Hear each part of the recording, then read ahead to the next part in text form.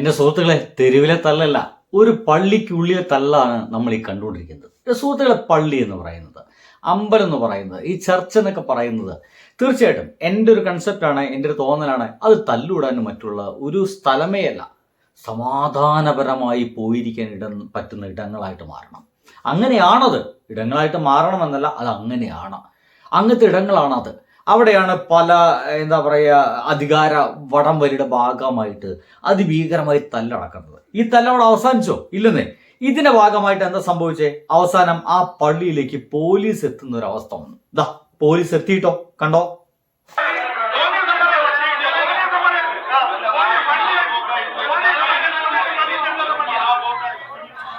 Police എത്തുന്നു. അവിടെ ആ തല്ലുകൂടിക്കൊണ്ടിരിക്കുന്ന ആൾക്കാർ അവസാനം ബലം പ്രയോഗിച്ച് ആ പള്ളിയുടെ ഉള്ളിൽ നിന്ന് പുറത്തേക്ക് എത്തിക്കേണ്ടി വന്നു. ഇതോടുകൂടിയിട്ട് സോഷ്യൽ മീഡിയയിൽ ചിത്രങ്ങൾ മുഴുവൻ പ്രചരിച്ചു. പള്ളിക്കുള്ളിലേക്ക് പോലീസിന് കയറാൻ അധികാരമുണ്ടോ? അമ്പലത്തിനുള്ളിലേക്ക് പോലീസിന് കയറാൻ അധികാരമുണ്ടോ? ക്രിസ്ത്യൻ പള്ളിയുടെ ഉള്ളിലേക്ക് അമ്പലത്തിന് കയറാൻ അധികാരമുണ്ടോ? മൊത്തത്തിൽ പറഞ്ഞു കഴിഞ്ഞാൽ ആരാധനാലയങ്ങൾക്കുള്ളിലേക്ക് അങ്ങനെ കയറി പോകാൻ അധികാരമുണ്ടോ? വേണമെങ്കിൽ നമുക്ക് പറയാം, ഇല്ല. എന്നാൽ ഒരു കാര്യം കൂടി ഉണ്ട് സുഹൃത്തുക്കളെ, കയറി പോകാം. എങ്ങനെയൊക്കെ കയറി പോകാം? തന്നെ ഷൂ അഴിച്ച് വൃത്തിയായി കൈയും കാലൊക്കെ കഴുകി നമുക്ക് ഏതൊരു ആരാധനാലയത്തിലേക്കും അതിൻ്റെ പവിത്രതയെ കാത്തു സൂക്ഷിച്ചു കൊണ്ടുവേണം ആര് വേണമെങ്കിൽ കയറി ചെല്ലാൻ. പക്ഷെ ഇപ്പൊ പറയുന്നു VD സതീശിന്റെ പോലീസ് ഇതാ അങ്ങോട്ട് കയറിപ്പോയിരിക്കുന്നു. ബാങ്ക് കൊടുക്കുന്നുണ്ട്. VD സതീശിന്റെ പോലീസ് ഇതാ അങ്ങോട്ട് കയറിപ്പോയിരിക്കുന്നു.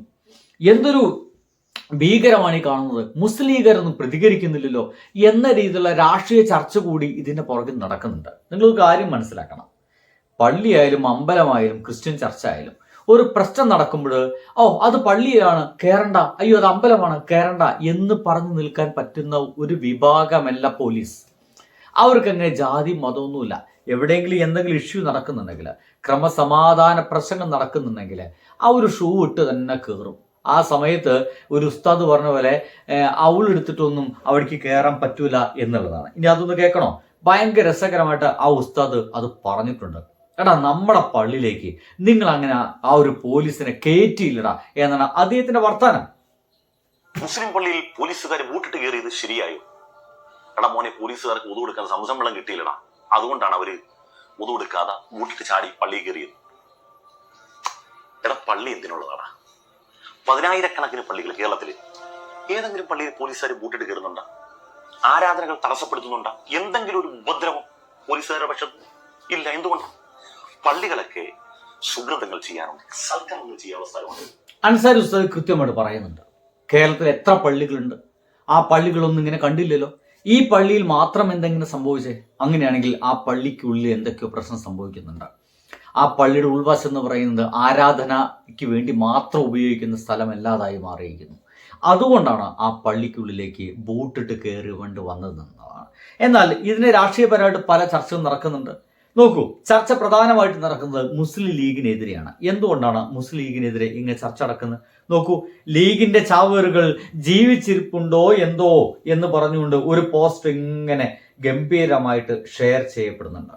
ഇതിനിപ്പുറത്തേക്ക് ഞാൻ നോക്കുന്ന സമയത്ത് എന്തുകൊണ്ടാണ് ഇവരെ ഇങ്ങനെ വിമർശിക്കപ്പെടുന്നു നോക്കുമ്പോഴാണ് കുറച്ച് കാലങ്ങൾക്ക് മുമ്പ് ചില കാര്യങ്ങളൊക്കെ നമ്മുടെ കേരളത്തിൽ നടന്നിട്ടുണ്ടെന്നാണ്. PK അബ്ദുർ റബ്ബ് അറിയില്ല എന്ന് നിങ്ങൾ പറയരുത്. ഒരിക്കൽ നമ്മുടെ വിദ്യാഭ്യാസം അത് ഗംഭീരമായിട്ട് കൈകാര്യം ചെയ്ത് കോളമാക്കി പണ്ടടങ്ങിയ ഒരു മനുഷ്യനാണ്. എന്തായാലും PK അബ്ദുർ റബ്ബ് അദ്ദേഹത്തിന്റെ പോസ്റ്റ് ഇങ്ങനെയാണ്: ലഹരി വിരുദ്ധ പ്രചരണം ലക്ഷ്യമിട്ട് പെരിന്തൽമണ്ണയിൽ മുജാഹിദ് വിസ്റ്റം വിദ്യാർത്ഥി വിഭാഗം നടത്തിയ അച്ചടക്കമുള്ള പൊതുപരിപാടി 10 മണി കഴിഞ്ഞ് 5 മിനിറ്റ് ആയപ്പോഴും ധിക്കാരദാർഷ്ട്യത്തോടെ ബലമായി നിർത്തിച്ച കേരള പോലീസിന്റെ ശുഷ്കാന്തിക്ക് നമോവാകം.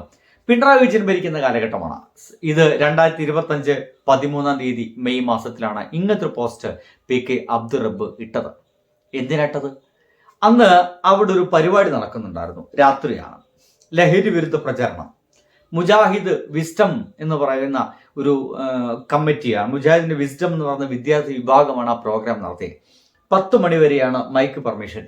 10 മണി കഴിഞ്ഞ് 5-10 മിനിറ്റ് ആയപ്പോഴേക്കും പോലീസുകാർ വന്ന് പറഞ്ഞു 10 മണി വരെയാണ് സമയം, നിങ്ങളിത് അവസാനിപ്പിക്കേണ്ടതായിരുന്നു, നിങ്ങൾ അവസാനിപ്പിക്കില്ല എന്ന് പറഞ്ഞപ്പോൾ അവിടെ പ്രശ്നമാവുകയും അവസാനം ആ മൈക്ക് നിർത്തുകയും ചെയ്യുന്ന ഒരു പരിപാടി അന്ന് പോലീസുകാർ ചെയ്തു. എൻ്റെ സുഹൃത്തുക്കളെ, പിണറായി വിജയന്റെ പോലീസ് ഒരു പ്രോഗ്രാം പോലും നടത്താൻ സമ്മതിക്കുന്നില്ല എന്നൊക്കെ പറഞ്ഞിട്ട് ഗംഭീരമായ ചർച്ചയായിരുന്നു അന്ന് കേരളത്തിലുണ്ടായിരുന്നത്. മുസ്ലിങ്ങൾ ആക്രമിക്കപ്പെടുന്നു എന്നടക്കം ചർച്ച ഉണ്ടായി സുഹൃത്തുക്കളെ. അങ്ങനെയൊക്കെ ചർച്ച ഉണ്ടായി നിങ്ങൾ മനസ്സിലാക്കേണ്ടത് അത് പള്ളിക്കുള്ളിലായിരുന്നില്ല, അത് പള്ളിയുടെ പുറത്തായിരുന്നു, പൊതു സ്ഥലത്ത് വെച്ചിട്ടായിരുന്നു. അങ്ങനെ പൊതുസ്ഥലത്ത് എന്ത് പ്രോഗ്രാം നടത്തണമെങ്കിലും കൃത്യമായിട്ടുള്ള സമയനിഷ്ഠയുണ്ട്. അതിനുള്ളിൽ ആ പരിപാടി നിർത്തണം. ഇതൊക്കെ അറിയാമായിരുന്നിട്ടുമാണ് അന്ന് PK അബ്ദുൾ റബ്ബ് അടക്കമുള്ള ആളുകൾ പിണറായി വിജയൻ ഗവൺമെന്റിനെ ആക്രമിക്കാൻ വേണ്ടിയിട്ട് അന്ന് പോസ്റ്റർ ഇട്ടത്. ഇദ്ദേഹം മാത്രമാണോ? അടുത്ത ആളെ നിങ്ങൾ കാണും, ഷാഫി പറമ്പിൽ, മറക്കില്ലല്ലോ. ഷാഫി പറമ്പിൽ അന്ന് തന്നെ ഇട്ടൊരു പോസ്റ്റാണ്. അവരുടെ സംഘടനയുടെ പേര് വിസ്ഡം എന്നാണ്. 10 മിനിറ്റിന്റെ പേരിൽ കേരളത്തിലെ കാവി പോലീസിന് ലെവലേശം ഇല്ലാതെ പോയതും അത് തന്നെയാണ് വിസ്ഡം. താമസിച്ചു പോയത് റേവ് പാർട്ടിയല്ല, നിങ്ങളുടെ ഭരണത്തിന്റെ കൊള്ളരുതായ്മയുടെ കൂടിപ്പേരിൽ നാടിനെ കറന്നു തിന്നുന്ന ലഹരിക്കെതിരെ ആൺകുട്ടികളും പെൺകുട്ടികളും ചേർന്ന് നടത്തിയ വലിയ പ്രതിരോധ പ്രവർത്തനത്തിന്റെ കേരള പോലീസ് പല്ലിടിച്ച് കാണിക്കുമ്പോൾ എന്ന് പറഞ്ഞുകൊണ്ട് ഷാഫി പറമ്പിലിന്റെ ഒരു പോസ്റ്റ് കൂടി നമുക്ക് കാണാൻ കഴിയുന്നുണ്ട്. ഇങ്ങനെ ഒരു കാലഘട്ടത്തിൽ ഈ ചിരിയെല്ലാം അങ്ങനെയാണ്. പിണറായി വിജയന്റെ പോലീസ് ഇളിക്കുന്നു, മുസ്ലിങ്ങൾക്ക് നേരെ നോക്കി കൊഞ്ഞനം കുത്തുന്നു എന്നടക്കം ഇത്തരം പോസ്റ്റുകൾ അന്ന് PK ഫിറോസ് അടക്കമുള്ള ആളുകൾ, തോറ്റ MLA അടക്കമുള്ള ആളുകൾ, ഇദ്ദേഹം തോറ്റ MLA VS ജയിച്ച MLA അടക്കമുള്ള ആളുകൾ അന്ന് പറഞ്ഞിരുന്നു. അങ്ങനെ അതിഭീകരമായി പോസ്റ്റുകളൊക്കെ ഇട്ട ഇവർക്ക് എന്തുകൊണ്ടാണ് പള്ളിയിൽ കയറിയിട്ട് പോലീസുകാർ ബൂട്ട് പോലും അഴിക്കാതെ പള്ളിയിൽ കയറിയിട്ട് ഇങ്ങനെ അക്രമികളെ പിടിച്ചു കൊണ്ടുപോകുമ്പോൾ അതിനെക്കുറിച്ച് പോസിറ്റീവായിട്ടോ നെഗറ്റീവായിട്ടോ ഒരു പ്രതികരണം പോലും ഷാഫി പറമ്പിലടക്കമുള്ള PK അബ്ദുൾ റബ്ബ് അടക്കമുള്ള മുസ്ലിം ലീഗുകാർക്ക്, കോൺഗ്രസ്സുകാർക്ക് നടത്താൻ കഴിയാത്തത് എന്നുള്ളതാണ് ഇപ്പോൾ സോഷ്യൽ മീഡിയയിൽ ചോദിക്കുന്ന ചോദ്യം. പക്ഷേ വിഷയം രാഷ്ട്രീയപരമായിട്ട് അങ്ങനെ നിൽക്കുമ്പോഴും പള്ളിക്കുള്ളിലേക്ക് പോലീസുകാരെ വരുത്തിയത് ആ പള്ളിക്കുള്ളിൽ നടന്ന ആ കൊള്ളരുതായ്മയുടെ പേരിലാണ് എന്നുള്ളത് മറന്നു പോകരുത്. കേരളത്തിലെ എല്ലാ പള്ളിക്കുള്ളിലും പോലീസുകാരില്ല, കേരളത്തിലെ എല്ലാ അമ്പലങ്ങൾക്കുള്ളിലും പോലീസുകാരില്ല, കേരളത്തിലെ എല്ലാ ചർച്ചുകൾക്കുള്ളിലും പോലീസുകാരില്ല. പക്ഷേ ആവശ്യം വന്നാൽ ക്രമസമാധാന പരിപാലനത്തിന്റെ ഭാഗമായിട്ട് പോലീസുകാർക്ക് കയറുക തന്നെ വേണ്ടി വരും. അതിന് എതിരെ ബൈ.